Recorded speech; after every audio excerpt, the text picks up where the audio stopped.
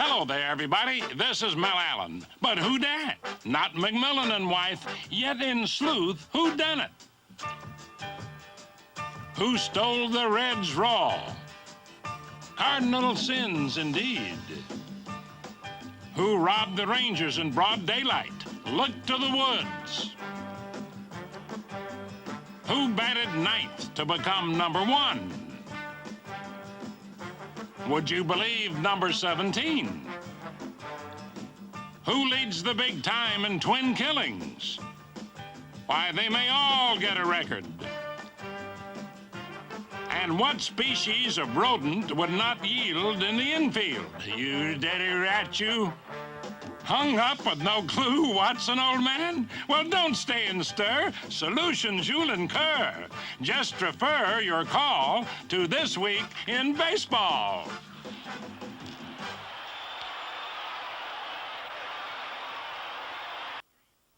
An all-star retreat, then back on the beat in the National League. Decidedly upbeat for the Philadelphia Phillies, who resumed action in San Francisco and promptly extended their winning streak to 5 games, maintaining a slight edge in the Eastern Division race. Mike Schmidt found his power stick at Candlestick Park, where he had failed to park one in 3 years. He drove this one for his 11th round-trip ticket of the season, though hardly a lot for Schmidt. More important, his 11th inning double broke a 3-3 deadlock and led the Phillies to a 5-3 victory, one of 3 Philly wins by cliffhangers at the Golden Gate. Another, Gary Matthews batting in the 8th with a man on, Giants leading 1-0 till now. But it's going, and it is gone.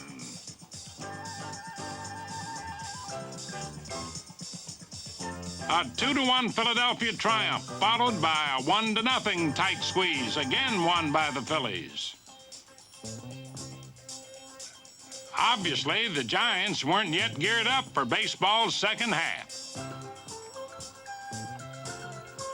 The Phillies, however, seemed ready to go all out on the long haul ahead.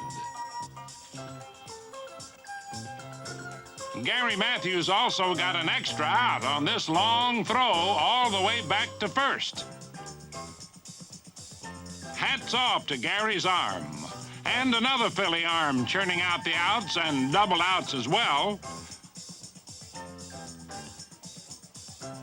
Pitcher Mike Krukow, whose 2-1 victory gave him 9 wins and 6 losses.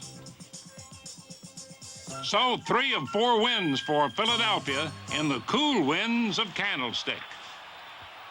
But flying along in the Phillies' first-place sights, the St. Louis Cardinals. If the division race wasn't hot enough, the mercury sure was. 112 degrees in St. Louis. Whitey Herzog didn't sweat it, just as he didn't sweat injuries. Rookie Willie McGee, another Yankee farmhand now bearing fruit in another team's court, got his chance and went to town with a 300-plus average. Silent George Hendrick has been going to town for years. This year, he moved his hitting streak up to 15 games and RBIs to 57 when the Cardinals beat Cincinnati 6-5. In that game, Keith Hernandez stroked a home run, only his 4th, but 13th game-winning RBI to lead the league. To keep from losing its shirt in the Eastern Heat, St. Louis applied hot feet to win 3 of 4 from Cincinnati. The black and blue Reds had to miss Johnny Bench's arm behind the plate as the Redbirds simply ran him ragged.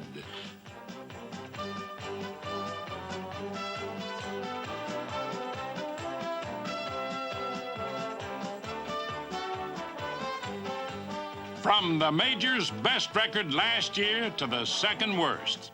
Yes, baseball's a funny game. Pretty jolly anyway to Cardinal fans who passed the million mark for the 20th straight season. Also Bruce Sutter, who picked up his 20th save for the 6th straight year.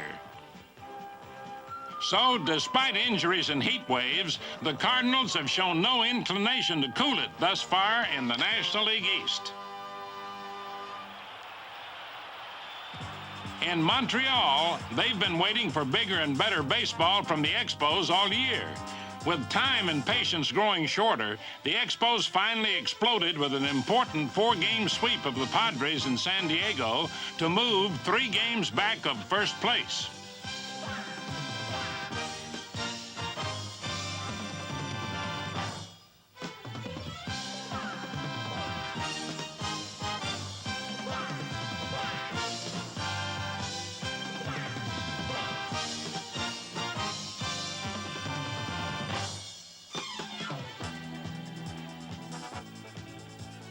We're on a great roll right now. The team is looking outstanding. We've got a great deal of talent as well as good pitching. And I'll tell you, when you have those kind of combinations, we're going to win a lot of ball games. It's just such a good feeling to go out here every day and to be able to play with a team like this and to go out on the mound and know you have this kind of talent behind you. It just makes it such a pleasure to be able to pitch for such a strong team. All of our players feel pretty comfortable at their positions, and I think this is the reason why we are able to turn things around all of a sudden. 4 straight to kick off a 10-game West Coast swing. Everyone getting too hot for comfort in the National League East. In the West, many risk dropping out, thanks to double trouble from the #1 ranked Atlanta Braves, who not only continue to lead the majors in won-loss percentage, but also in twin killings. And they'll take their twofers from all over.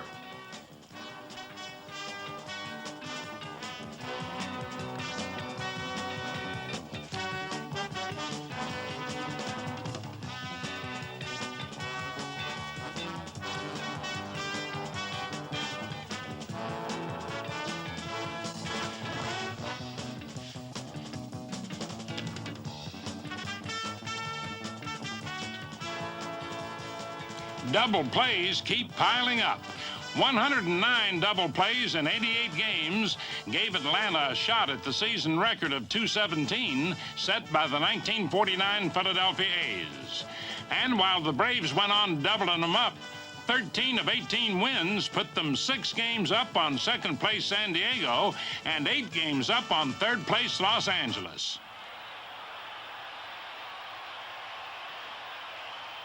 Now, it's time for this week's Volkswagen quiz, brought to you by the 1982 models. Nothing else is a Volkswagen. Boston Red Sox relief ace Mark Clear has really been cooling enemy hitters this season, fanning an average of 10 batters per 9 innings.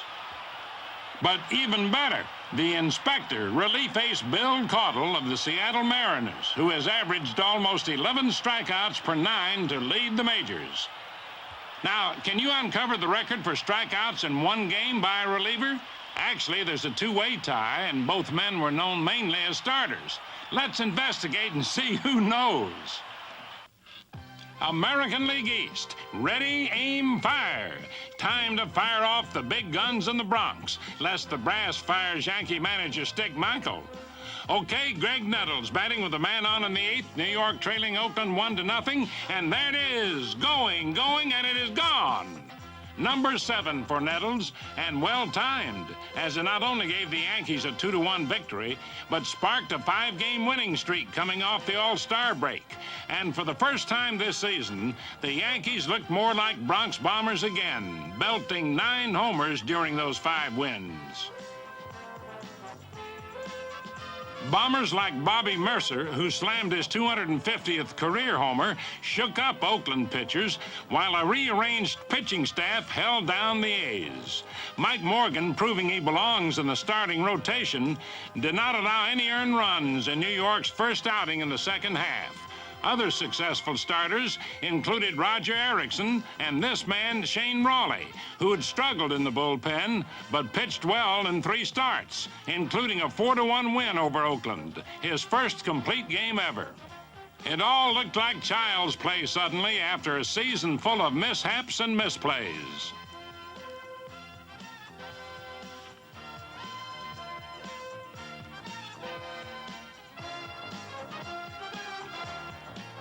The pitching was so strong that after 21 1/3 scoreless innings, reliever Dave LaRoche was lobbed back to the minors. And New York's misplaced ace, Ron Guidry, won his first game in more than a month. Catcher Rick Cerrone, making his second start since being disabled for 2 months, helped Guidry get the win with a home run and 2 RBIs as the Yankees completed the 4-game sweep of the A's. Now a healthy ball club, the Yankees might just finally be ready to stir up some trouble in the American League East. In Boston, 2 heads may be better than 1, but Ralph Houck figures 4 arms are also better than 2, at least in the bullpen. Veteran Tom Bergmeyer, one of Houck's 4 arms, picked up his 4th win in 4 decisions and his first save against Kansas City. Bergie knows what the major expects from him and what to expect from the major. Ralph really works the pitching staff very well. If we have 4 of us down there right now, and if I pitch 3 innings one day, you know the next day that you're off, and Bob Stanley pitches the next day, he knows that he's off, so it's very easy to pitch for Ralph Houck. Bob Stanley's also made things easier with his double-play sinker ball, and with 7 wins and 7 saves overall.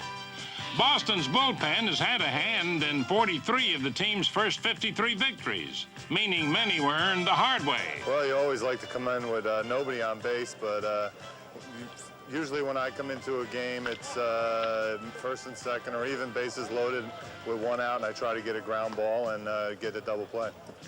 Mark Clear may prefer the K to the double play, but no matter how he chooses to put him away, Clear continues to be the ace of Beantown's rotating B-pen, with 11 saves and 8 wins, the last of which came at the expense of Kansas City. The Sox kept pace with red-hot Milwaukee by taking 3 of 4 from the wiped-out Royals, losers of 7 straight. Dewey Evans welcomed the Royals to Fenway with 4 RBIs, including his 12th homer in a 5-3 Red Sox victory. And rookie Wade Boggs, filling in at third for injured Carney Lansford with a .348 average in 38 games, did much of the offensive damage against Kansas City in 2 other victories. Ace reliever Dan Quisenberry, pitching in 1 game with the score tied in the 8th, delivered his Adam pitch right at him. But where now? Undaunted, the Quiz tried the Adam again. Attaboy, Quiz, now go Adam. Nope, no whiz Quiz again. All of a sudden, Miller time, as Rick Miller blasted open the gates. And the Sox stampeded on to a big inning. 7 runs all earned off the league's top reliever, whose ERA rose from 2.31 to 3.05. Not even the Quiz could stump the Sox, who keep finding answers to that Eastern Division first-place problem. Moving north of the border to Toronto, where time not only favors tradition, but is also speeding up for the Toronto Blue Jays. A young team that's knocked the ball around the park, as well as knocking several clubs like the Texas Rangers for a loop. The Jays swept 4 from Texas while winning 6 straight and 9 of 12 overall.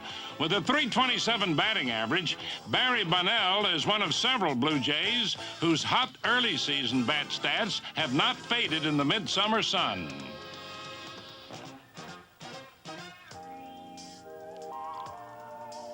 Others include third baseman Garth Orge, batting .312.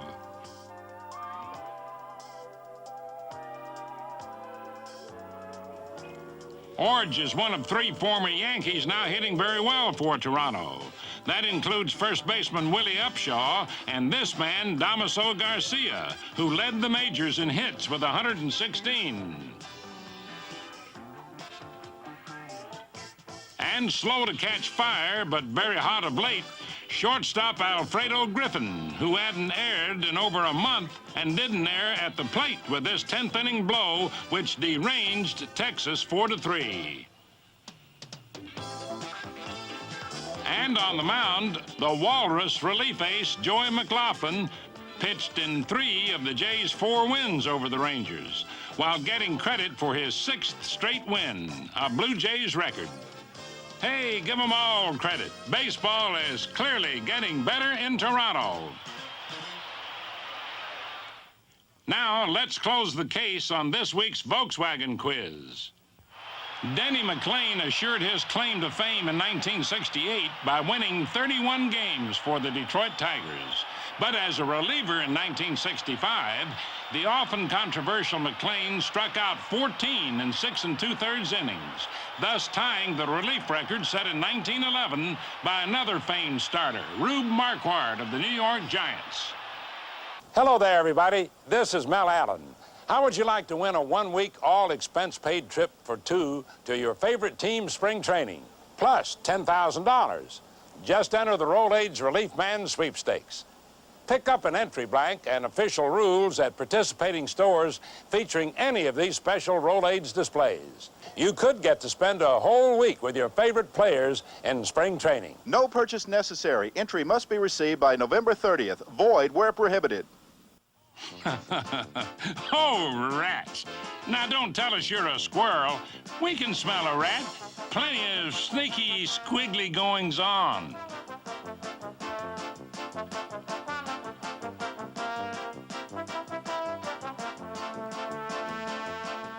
Now, back in the pen, Ben. Fear of rodents gnaws away at a player's senses.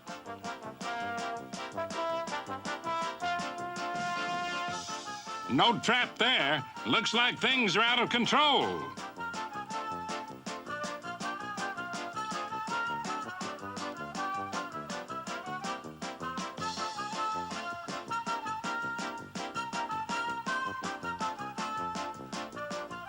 Stop that, Willard. Stop. This rat race has got to end.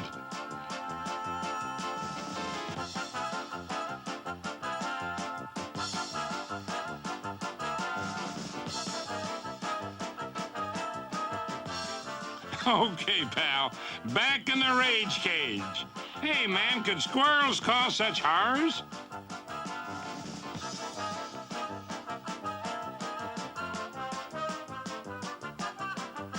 No, sir. Scat rat. Squirrel, indeed. Ah, nuts. Please pardon, sisters, such transgressions of nature and witness these uplifting acts afield. Jesse Orozco, New York Mets, and other virtuous efforts like Tom O'Malley of the Giants. Ozzie Smith of the Cardinals. Second sacker Johnny Ray and the Pirates. The Reds' fast Eddie Milner. Rick Manning of the Indians. The Cubs' Jay Johnstone. Al Wiggins of the Padres. The Mets' George Foster. The A's' Davy Lopes. Wally Backman of the Mets. The Cubs' Bill Buckner.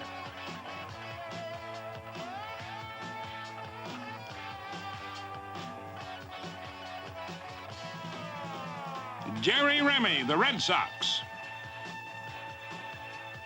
In Toronto, Al Woods. For the Rangers, Larry Parrish. And finally, two prayer meetings. Toronto's Damaso Garcia to Jesse Barfield. And Montreal's Gary Carter to Al Oliver. Behold and believe, brothers and sisters. Speaking of brothers, Phil Niekro of the Braves and Joe Niekro of the Astros reached a fraternal milestone when Phil the Elder beat the Cubs for his 247th career win. That gave the Niekro brothers a combined total of 400 victories. 2 days later, the younger knuckleballing Niekro, Joe, beat Pittsburgh for his 154th win and a step towards a 5th century of Niekro triumphs. By the way, there's nothing to the rumor that Ma and Pa Niekro invented the knuckler. In other news, the Philadelphia Phillies' Manny Trio made a throw to third which hit George Foster, his first fielding chance in the Phillies' first game of the season. A tough error, but that's how they're scored when a throw hits the runner. After that, however, Trio went on to handle 427 consecutive chances at second base without an error, breaking Rich Dower's record of 425 set 4 years ago. Hey, mighty good hands, Manny. Elsewhere, Dave Kong Kingman of the Mets was on a tear. 8 homers and 17 RBIs in 12 games, giving him 25 Kong balls altogether to lead the majors and 64 RBIs, second best in the National League. In Milwaukee, Jim Gantner helped spark the Brewers to 8 consecutive victories and had 14 hits and 19 at-bats after the All-Star break, giving him a Major League leading .346 average. Not too bad for a guy who hits 9th in the batting order. And in San Francisco's Candlestick Park, the National League's second oldest stadium, the Giants hosted their first dream game, featuring a lineup selected by the fans of the best players in 25 years of San Francisco Giants baseball. Orlando Cepeda made it naturally, but as a rover rather than first baseman because of this fellow. Number 44, Willie McCovey. Of course, old Stretch wasn't the only living legend. Number 24, Willie Mays. With Juan Marichal kicking high as ever, the Giants' dream team shut out the Giant greats. Hank Sauer, Daddy Wags, and Hobie Landreth. You remember them, and so did 30,000 more at Candlestick. Finally, Dwayne Kuiper, recipient of this week's Gillette Special, also made a big hit at Candlestick. A 2-run pinch hit double with 2 outs in the bottom of the 9th inning to beat Philadelphia. This hit stopped a 5-game Giants losing streak and a 5-game Phillies winning streak and gave Kuiper 10 pinch base hits to lead the league. Congratulations, Dwayne. And that's all for now, folks. See you next week on This Week in Baseball.